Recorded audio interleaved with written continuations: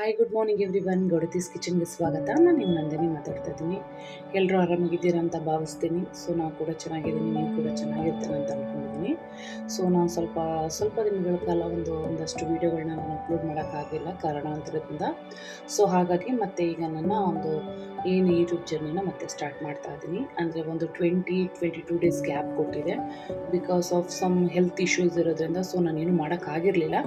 ಹಾಗಾಗಿ ಇವಾಗಿಂದ ನಾನು ಮತ್ತೆ ಕಿಚನ್ಗೆ ಎಂಟ್ರಿ ಆಗಿದ್ದೀನಿ. ಸೊ ಹಾಗಾಗಿ ಎಲ್ಲ ಥರ ಅಡುಗೆಗಳನ್ನ ನಾನು ನಿಮಗೆ ವೀಡಿಯೋ ಮಾಡಿ ಅಪ್ಲೋಡ್ ಮಾಡಿ ತೋರಿಸ್ತೀನಿ. ಸೊ ಇವತ್ತು ನಿಮಗೆ ಕಾಣಿಸ್ತಾ ಇರಬೇಕು, ಸಿಂಪಲ್ಲಾಗಿ ಕೆಲಾಗ್ಸು ಅಂದರೆ ಕಾರ್ನ್ದು ಕೆಲಾಗ್ಸಿಂದ ಈ ಒಂದು ಚೂಚು ಚಳಿಗೆ ಮನೆಯಲ್ಲೇ ಹೆಲ್ದಿಯಾಗಿ ಇರಬೇಕು, ಹಾಗೆಯೇ ತಿಂತಾರೆ ಮತ್ತೆ ತಿನ್ನಬೇಕು ಅನ್ನೋಂಥ ಒಂದು ಸ್ನ್ಯಾಕ್ಸ್ ರೆಸಿಪಿನ ಇವತ್ತು ನಾನು ಶೇರ್ ಮಾಡ್ತಾ ಇದ್ದೀನಿ. ತುಂಬ ಅಂದರೆ ತುಂಬಾ ಟೇಸ್ಟಿಯಾಗಿರುತ್ತೆ, ಕ್ವಿಕ್ಕಾಗಿ ಮಾಡ್ಬೋದು. ವಿತಿನ್ ಒಂದು 5 ಮಿನಿಟ್ಸ್ ಒಳಗಡೆ ಒಂದು ಸೂಪರ್ ಆಗಿರುವಂಥ ಒಂದು ರೆಸಿಪಿನ ನಾನು ಶೇರ್ ಮಾಡ್ತಾ ಇದ್ದೀನಿ. ಸೊ ಅದಕ್ಕೆಲ್ಲ ಇಂಗ್ರೀಡಿಯೆಂಟ್ಸ್ ನಿಮ್ಗೆ ಆಲ್ರೆಡಿ ಕಾಣ್ತಾ ಇರಬೇಕು. ನಾನು ಎಕ್ಸ್ಪ್ಲೇನು ಮಾಡ್ತೀನಿ, ಹಾಗೆ ಮಾಡ್ತಾನೆ ತೋರಿಸ್ತೀನಿ.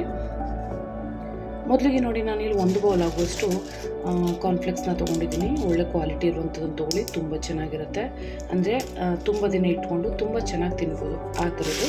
ಸುಮ್ಮನೆಲ್ಲ ಒಂದು 1/4 kg ತೊಗೊಂಡಿದ್ದೀನಿ. ಜಸ್ಟ್ ನೋಡಿ, ನಾನು ತೊಗೊಂಡಿದ್ದು 1 ಕಪ್ ಅಷ್ಟೇ, ಬಟ್ ನಿಮ್ಗೆ ತೋರಿಸ್ತೀನಿ ಕ್ವಾಂಟಿಟಿ ಎಷ್ಟಾಗುತ್ತೆ ಅಂತ. ಹಾಗೆಯೇ ಇಲ್ಲಿ ಒಂದು 3/4 ಕಪ್ ಆಗೋಷ್ಟು ಕಡಲೆಕಾಯಿ ಬೀಜ ತೊಗೊಂಡಿದ್ದೀನಿ, ಅದಷ್ಟೇ. ಹಾಗೆಯೇ ಇಲ್ಲಿ ಮೇನ್ ಇಂಗ್ರೀಡಿಯೆಂಟ್ ಬಂದು ನಮ್ಮಲ್ಲಿ 1.5 ಕಪ್ ಆಗುವಷ್ಟು ಫ್ರೆಶ್ ಆಗಿರುವಂಥ ಬಲ್ತಿರುವಂಥ ನಾಟಿ ಕರಿಬೇವಿನ ಸೊಪ್ಪನ್ನು ತೊಗೊಂಡಿದ್ದೀನಿ. ಈ ಥರ ಬಲ್ತಿರಬೇಕು, 2 ಸಲ ಹಾಕಬೇಕು. ಇದನ್ನು ವಾಶ್ ಮಾಡಿ ಇಟ್ಕೊಂಡಿದ್ದೀನಿ. ಈ ಒಂದು ಸ್ನ್ಯಾಕ್ಸ್ ರೆಸಿಪಿಗೆ ಇವತ್ತು ಮೇನು ಡಿಶ್ಶು. ಸೊ ಈ ಇಂಗ್ರೀಡಿಯೆಂಟ್ಸ್ ಹಾಕಿಲ್ಲ ಅಂದರೆ ಈ ಒಂದು ಖಾರ ನಿಮಗೆ ಟೇಸ್ಟೇ ಬರಲ್ಲ, ಅಷ್ಟು ಅದ್ಭುತವಾಗಿರುತ್ತೆ. ಸೊ ಹೇಗೆ ಮಾಡೋದು, ಯಾವ್ಯಾವ ಥರ ಮಾಡೋದು, ಸ್ಟೆಪ್ ಬೈ ಸ್ಟೆಪ್ ಎಲ್ಲ ಹೇಳ್ಕೊಡ್ತೀನಿ, ನೋಡ್ಕೊಳ್ಳೋಣ. ನೋಡಿ, ಈಗ ಎಣ್ಣೆನ ಇಟ್ಕೊಂಡಿದ್ದೀನಿ. ಎಣ್ಣೆ ಎಷ್ಟು ಕಾದಿರಬೇಕು ಅಂದರೆ ತುಂಬಾ ಕಾದಿರಬೇಕು ಎಣ್ಣೆ. ಇದಕ್ಕೆಲ್ಲ ನಾವು ಸ್ನ್ಯಾಕ್ಸ್ ಮಾಡುವಾಗ ಸ್ವಲ್ಪ ಕ್ರಿಸ್ಪಿನೆಸ್ ಆಗಿ ಬರಬೇಕಂದಾಗ ನಾವು ಚೆನ್ನಾಗಿ ಎಣ್ಣೆ ಕಾಯಿಸಿರ್ಬೇಕು. ನೋಡಿ, ಮೊದಲಿಗೆ ನಾನು ಇಲ್ಲಿ ಕಡಲೆಕಾಯಿ ಬೀಜನ ಫಸ್ಟು ನೀಟಾಗಿ ನಾನು ಎಣ್ಣೆನಲ್ಲಿ ಕರ್ಕೋತಾ ಇದ್ದೀನಿ. ಇದನ್ನು ನಾನು ಒಂದು ಚೆನ್ನಾಗಿ ಗೋಲ್ಡನ್ ಬ್ರೌನ್ ಅಂದರೆ ಕ್ರಿಸ್ಪ್ ಆಗಬೇಕು. ಸೊ ಅಲ್ಲಿವರೆಗೂ ನಾವು ಇದನ್ನ ಫಸ್ಟೇ ಫ್ರೈ ಮಾಡ್ಕೋಬೇಕು. ಆಮೇಲೆ ನಾವು ಫ್ರೈ ಮಾಡೋಕ್ಕೆ ಹೋದರೆ ಅದು ಬೆಂದಿರೋ ಎಣ್ಣೆ ಆಗಿರೋದ್ರಿಂದ ಫ್ರೈ ಮಾಡ್ತಾ ಆಯಿಲು ಸ್ವಲ್ಪ ಮಂದ ಆಗ್ಬಿಡುತ್ತೆ. ಹಾಗಾಗಿ ಅವಾಗ ಕ್ರಿಸ್ಪಿನೆಸ್ ಬರೋದಿಲ್ಲ ಕಡಲೆಕಾಯಿ ಬೀಜ. ಸೊ ಅದಕ್ಕೆ ಫಸ್ಟೇ ನಾನು ಕಡಲೆಕಾಯಿ ಬೀಜನ ಚೆನ್ನಾಗಿ ಕ್ರಿಸ್ಪಿಯಾಗಿ ಫ್ರೈ ಮಾಡ್ಕೋತೀನಿ. ನೋಡಿ, ಈಗ ಇದು ಚೆನ್ನಾಗಿ ಕ್ರಿಸ್ಪ್ ಆಗಿದೆ. ಸೊ ಈಗ ಇದನ್ನು ನಾನು ಎತ್ತಿಟ್ಕೋತೀನಿ. ಈಗ ನೆಕ್ಸ್ಟ್ ಇದೇ ರೀತಿಯಲ್ಲೇ ಬಂದು ನಾನು ಕರಿಬೇವಿನ ಸೊಪ್ಪನ್ನು ಕೂಡ ಫ್ರೈ ಮಾಡ್ಕೋಬೇಕಾಗತ್ತೆ. ಈ ಕರಿಬೇವಿನ ಸೊಪ್ಪನ್ನು ನಾವು ಈಗಲೇ ಫ್ರೈ ಮಾಡ್ಕೋಬೇಕು. ಸೊ ಇದನ್ನು ಅಷ್ಟೇ ಸ್ವಲ್ಪ ಹುಷಾರಾಗಿ ಕಮ್ಮಿ ಊರಿನಲ್ಲಿ ಇಟ್ಕೊಂಡು ನೀಟಾಗಿ ಕ್ರಿಸ್ಪ್ ಆಗೋ ತನಕ ಇದನ್ನು ಅಷ್ಟೇ ಚೆನ್ನಾಗಿ ಫ್ರೈ ಮಾಡ್ಕೋಬೇಕು ನಾನು. ಇದನ್ನು ಅಷ್ಟೇ ನೀಟಾಗಿ ನೋಡಿ, ಕರಿಬೇವು ಈಗ ನೀಟಾಗಿ ಫ್ರೈ ಆಗಿದೆ. ಸೊ ಇದನ್ನು ಈಗ ನಾನು ಸೈಡ್ಗೆ ಎತ್ತಿಟ್ಬಿಡ್ತೀನಿ. ನೆಕ್ಸ್ಟ್ ಬಂದು ನಾವು ಕಾರ್ನ್ಫ್ಲೆಕ್ಸ್ ಏನು ತೊಗೊಂಡಿದ್ವಿ, ಈ ಒಂದು ಮಿಕ್ಸರನ್ನು ಸ್ವಲ್ಪ ನಿಮ್ಮ ಕ್ವಾಂಟಿಟಿಗೆ ನೋಡಿಕೊಂಡು ಚೆನ್ನಾಗಿ ಕ್ರಿಸ್ಪ್ ಆಗಬೇಕು. ಅಲ್ಲಿವರೆಗೂ ನಾವು ಇದನ್ನು ಚೆನ್ನಾಗಿ ಫ್ರೈ ಮಾಡ್ಕೋಬೇಕು. ಇದೇನು ಬೇರೆ ಎಲ್ಲ ಥರ ಟೈಮ್ ತೊಗೊಳಲ್ಲ, ಒಂದು 2 ನಿಮಿಷಕ್ಕೆ ಚೆನ್ನಾಗಿ ಎಣ್ಣೆಯಲ್ಲಿ ಕ್ರಿಸ್ಪ್ ಆಗಿಬಿಡುತ್ತೆ. ತುಂಬ ಹೊತ್ತು ಟೈಮೇನು ತೊಗೊಳಲ್ಲ, 2 ನಿಮಿಷ. ನಾನು ಸ್ಟಾರ್ಟಿಂಗಲ್ಲಿ ಹೇಳಿದಾಗೆ ಒಂದು 10 ನಿಮಿಷದಲ್ಲಿ ಎಣ್ಣೆ ಕಾಯಿ ಹೊತ್ತಿಗೆ ರೆಡಿ ಆಗಿಬಿಡುತ್ತೆ ಈ ಒಂದು ಸ್ನ್ಯಾಕ್ಸು. ಸೊ ನೋಡಿ, ಈಗ ಚೆನ್ನಾಗಿ ಕ್ರಿಸ್ಪ್ ಆಗಿದೆ. ಇಷ್ಟೇ, ಇದಾಗಿದ ತಕ್ಷಣ ಅದೇ ಎಣ್ಣೆಯಲ್ಲಿ ಸೌಂಡ್ ಮಾಡೋದನ್ನು ನಿಲ್ಲಿಸೇ ಬಿಡುತ್ತೆ. 2 ಸೆಕೆಂಡಲ್ಲಿ ಫ್ರೈ ಆಗಿಬಿಡುತ್ತೆ. ಸೊ ಇದೇ ನೋಡಿ, ಎಣ್ಣೆನೂ ಕೂಡ ಇದು ಜಾಸ್ತಿ ತೊಗೊಳ್ಳಲ್ಲ, ನಿಮಗೆ ಕಾಣಿಸ್ತಾ ಇರ್ಬೋದು. ಸೊ ಇದೇ ರೀತಿಯಲ್ಲಿ ನಾನು ಎಲ್ಲವನ್ನು ಕೂಡ ನೋಡಿ, ಸೌಂಡ್ ಕೇಳಿಸ್ತಾ ಇರ್ಬೇಕು ನಿಮಗೆ, ಹೇಳಿದ್ನಲ್ಲ. ಸೊ ಕಡಲೆಕಾಯಿ ಆದರೂ ಸ್ವಲ್ಪ ಟೈಮ್ ತೊಗೊಂಡ್ಬಿಡುತ್ತೆ, ಬಟ್ ಈ ಒಂದು ಮಿಕ್ಸರ್ಗೆ ಈ ಒಂದು ಕಾರ್ನ್ಫ್ಲೆಕ್ಸು ತುಂಬ ಟೈಮ್ ತೊಗೊಳಲ್ಲ. ನಾನು ಹೇಳಿದಾಗೆ 2 ಸೆಕೆಂಡು ಎಲ್ಲವನ್ನು ಕೂಡ ನೀಟಾಗಿ ಥರ ಕ್ರಿಸ್ಪ್ ಆಗೋವರೆಗೂ ನಾವು ಎಣ್ಣೆಯಲ್ಲಿ ಫ್ರೈ ಮಾಡ್ಕೊಳ್ಳೋಣ. ಇದೇ ಜಾಸ್ತಿ ಎಣ್ಣೆ ಎಲ್ಲ ಹೀರೋದಿಲ್ಲ. ನೋಡಿ, ಮತ್ತೊಂದು ಹಾಕಿ ತೋರಿಸ್ತೀನಿ ನಿಮಗೆ. ಒಂದೇ ಇಡಿ, ಒಂದು ಜಾಸ್ತಿ ಹೋಗ್ಬೇಡಿ, ನಿಮ್ಮ ಕ್ವಾಂಟಿಟಿಗೆ ಎಣ್ಣೆ ನೋಡಿಕೊಂಡು ನೀವು ಹಾಕೊಳ್ಳಿ.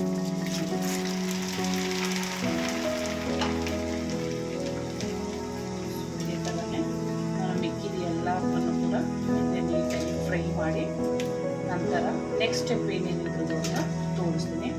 ನೀವು ಟೀ ಮಾಡುವತ್ತಿಗೆ ಅಂದರೆ ಟೀ ಕುದಿತಾ ಇರುತ್ತೆ ಪಕ್ಕದಲ್ಲಿ ತಿಳ್ಕೊಳ್ಳಿ. ಸೊ ಟೀ ಒಂದು ಕುದಿ ಬರುವಷ್ಟರಲ್ಲೇ ಈ ಒಂದು ಮಿಕ್ಸರು ರೆಡಿ ಆಗಿಬಿಡುತ್ತೆ. ಸೊ ನೋಡಿ, ಕಾಣಿಸ್ತಾ ಇರೋದು ಈಗ ನೀಟಾಗಿ ಕೂಡ ನಾನು ತೋರಿಸ್ಕೊಂಡು ಒಂದು ಜರಡಿ ಹಿಡಿದು ಈ ಒಂದು ಬೌಲಿ ಎಲ್ಲವನ್ನು ಕೂಡ ಫ್ರೈ ಮಾಡಿ ಹಾಕ್ಕೊಂಡು ನಾನು ನಿಮಗೆ ತೋರಿಸ್ತೀನಿ. ನೋಡಿ, ಈಗ ನಾನು ಇದಕ್ಕೆ ಎಲ್ಲ ರೆಡಿ ಮಾಡ್ಕೊಂಡಿದ್ದೀನಿ.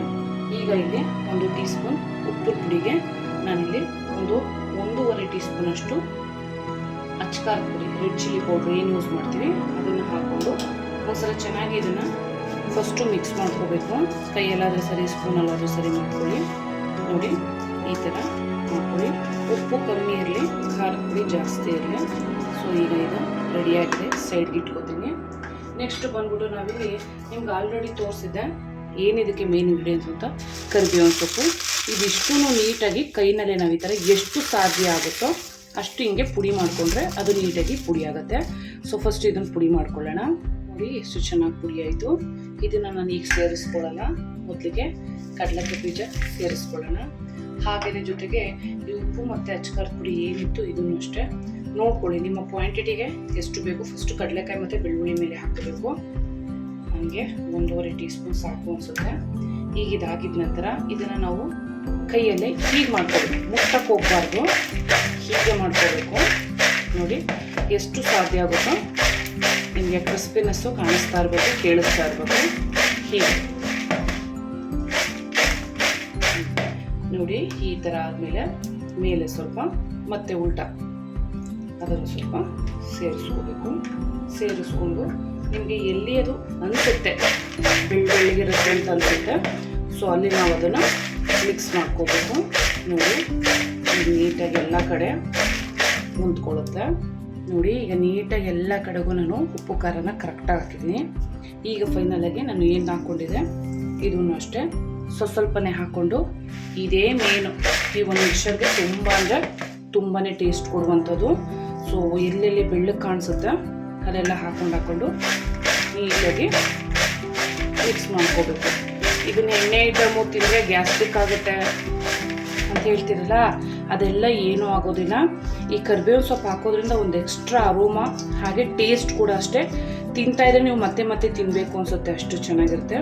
ಸೊ ಇದಿಷ್ಟನ್ನು ಹಾಕಿ ಮತ್ತೆ ಒಂದ್ಸಲ ನೀಟಾಗಿ ಮಿಕ್ಸ್ ಕೊಡೋಣ. ಯಾವ ನಿಮಗೆ ಬೇಕ್ರಿ ಹೋಗಿ ತರ್ತಿರಲ್ಲ ಅದಕ್ಕಿಂತನೂ ಒಂದು ಕೈ ತುಂಬ ಅಂದರೆ ತುಂಬ ಚೆನ್ನಾಗಿರುತ್ತೆ. ಸಲ್ದಕ್ಕೆ ನಾವು ಒಳ್ಳೆ ಫ್ರೆಶ್ ಎಣ್ಣೆಯಲ್ಲಿ ಕರೆದಿರೋದ್ರಿಂದ ಸುಮಾರು ಇದನ್ನು 1 ತಿಂಗಳು ಆರಾಮಾಗಿ ಗೇಟ್ ಕಂಟೈನರ್ ಬಾಕ್ಸ್ಗೆ ಹಾಕಿ ಇಟ್ಕೋಬೋದು. ಸೊ ನೋಡಿದ್ರಲ್ಲ, ನಾನು ಹಾಕಿದ್ದು ಜಸ್ಟು ಈ ಬೌಲ್ಗೂ ಎಷ್ಟು ಡಿಫ್ರೆನ್ಸ್ ಇದೆ ನೋಡಿ. ಸೊ ಹಾಕಿದ್ದು ಈ ಬೌಲಲ್ಲಿ ಹಾಕಿದ್ದು ಇಷ್ಟೊಂದು ಸುಮಾರು ನನಗೆ ಒಂದು 20 ಡೇಸ್ವರೆಗೂ ಇದು ಆಗುತ್ತೆ. ಟೀ ಟೈಮಲ್ಲಿ, ಕಾಫಿ ಟೈಮಲ್ಲಿ ಒಂದೊಂದು ಇಡೀ ಸಣ್ಣ ಬೌಲ್ಗೆ ಹಾಕೊಂಡು ತಿಂದರೆ ತುಂಬ ಚೆನ್ನಾಗಿರುತ್ತೆ. ಸೊ ನೋಡಿದ್ರಲ್ಲ, ನೀವು ಕೂಡ ಇದೇ ರೀತಿ ಮನೆಯಲ್ಲಿ ಈ ಒಂದು ಚಳಿಗಾಲಕ್ಕೆ ಈ ಥರ ಒಂದು ಮಿಕ್ಸರ್ ಮಾಡಿಟ್ಕೊಳ್ಳಿ. ಸೇಮ್ ಅಯ್ಯಂಗಾರ್ ಬೇಕಿಂದ ಏನು ತಂದಿರ್ತೀವಿ ಕೇಳ್ತಾರೆ, ನಿಮಗೆ ಮನೇಲಿ ಮಾಡಿಲ್ಲ ಅಂತ ಗೊತ್ತೇ ಆಗಲ್ಲ ಅವ್ರಿಗೆ. ಹೋಟ್ಲ್ ಯಾವುದೇ ಒಂದು ಬೇಕರಿಯಿಂದ ತಂದಿದ್ದೀರಾ ಅಂತಲೇ ಅವರು ನಿಮಗೆ ಫೀಲ್ ಆಗುತ್ತೆ, ಅಷ್ಟು ಚೆನ್ನಾಗಿರುತ್ತೆ. ಸೊ ನೋಡಿದ್ರಲ್ಲ, ನೀವು ಕೂಡ ಇದೇ ಥರ ಬೇಕ್ರಿ ಸ್ಟೈಲ್ನಲ್ಲಿ, ಅದು ಅಯ್ಯಂಗಾರಿ ಬೇಕ್ರಿ ಸ್ಟೈಲ್ನಲ್ಲಿ ಒಂದು ಕಾಂಪ್ಲೆಕ್ಸ್ದು ಮಿಕ್ಸರ್ನ ರೆಡಿ ಮಾಡ್ಕೊಳ್ಳಿ. ಸೊ ನಾವು ಸಣ್ಣ ಪುಟ್ಟ ಮನೆಯಲ್ಲೇ ನಾನು ಯೂಶ್ವಲಿ ಹೊರಗಡೆ ತರೋದು ಬಹಳ ಕಮ್ಮಿ, ಮನೆಯಲ್ಲೇ ಮಾಡ್ಕೋತೀನಿ. ಸೊ ಇದೇ ರೀತಿಯಲ್ಲೇ ನೀವು ಕೂಡ ಮನೆಗೆ ತೊಗೊಂಬಂದು ಒಂದು 5 ನಿಮಿಷದಲ್ಲಿ ಮಾಡಿಕೊಂಡು ರೆಡಿ ಮಾಡ್ಕೊಂಡು ತಿನ್ಬೋದು. ಸೊ ನೋಡಿದ್ರಲ್ಲ, ಇದೇ ರೀತಿಯಲ್ಲಿ ಈಸಿಯಾಗಿರೋಂಥ ರೆಸಿಪಿಗಳನ್ನ ತೋರಿಸ್ತೀನಿ ನೆಕ್ಸ್ಟ್ ವೀಡಿಯೋನಲ್ಲಿ. ಸೊ ಇದೇ ಥರ ಯಾರೆಲ್ಲ ಹೊಸ್ದಾಗಿ ನನ್ನ ಚಾನಲ್ನ ನೋಡ್ತಾ ಇದ್ದಾರೆ ಅವರೆಲ್ಲ ಸಬ್ಸ್ಕ್ರೈಬ್ ಮಾಡ್ಕೊಳ್ಳಿ, ಹಾಗೆ ಬೆಲ್ ಐಕಾನ್ನ ಕ್ಲಿಕ್ ಮಾಡಿ. ಅಲ್ಲಿಗೆ ನಾನು ಅಪ್ಲೋಡ್ ಮಾಡೋಂಥ ವೀಡಿಯೋ ಫಸ್ಟು ನಿಮಗೆ ಬರುತ್ತೆ ನೋಟಿಫಿಕೇಷನು, ಈಸಿಯಾಗಿ ನೋಡ್ಬೋದು. ಸೊ ನೋಡಿದ್ರಲ್ಲ, ಇದೇ ಥರ ಮತ್ತೊಂದು ರೆಸಿಪಿಯೊಂದಿಗೆ ನಾನು ನಿಮ್ಮನ್ನ ಭೇಟಿ ಆಗ್ತೀನಿ. ಅಂಟಿಲ್ ದೆನ್ ಟೇಕ್ ಕೇರ್, ಬಾಯ್ ಬಾಯ್.